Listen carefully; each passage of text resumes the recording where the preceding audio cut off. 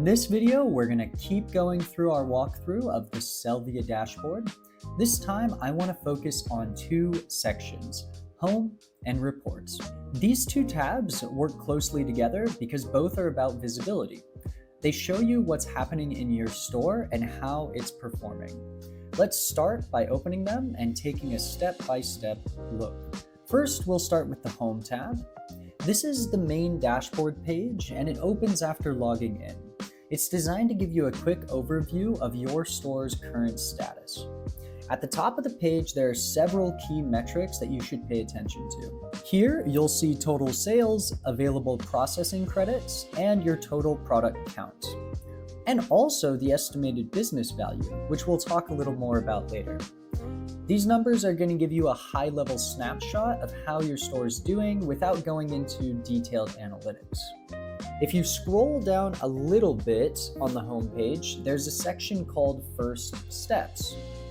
This is really cool, especially for beginners, because this is a checklist that shows the main actions involved in setting up and running your store. Each step is listed very clearly, so it's easy to see what's already completed and what still needs attention.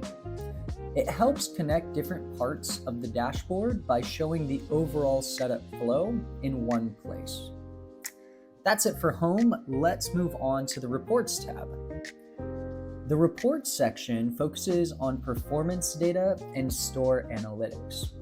The dashboard here displays metrics for unique visitors, total orders, conversion rate, and some other things. All of this information is presented in a clean and readable format, making it easy to review performance without dealing with complex charts or advanced tools. This section is mainly used for tracking trends and understanding how traffic and sales change over time.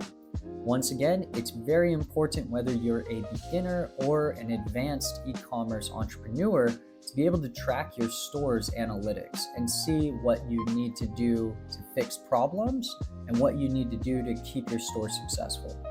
The reason why I grouped these two sections together is because both of them give a clear picture of how your store is doing. The Home tab provides a general overview of the store's current state, and the Reports tab shows numbers behind that overview that let you do forecasting and predictions. Neither section is about managing products, orders, or marketing. Instead, both focus on visibility and tracking. Together, they help answer a simple question: what's happening with the store right now? That's it for my walkthrough of the Home and Report sections on the Sellvia dashboard. In my next video, I'll move on to orders and take a closer look at fulfillment and how the Sellvia process works.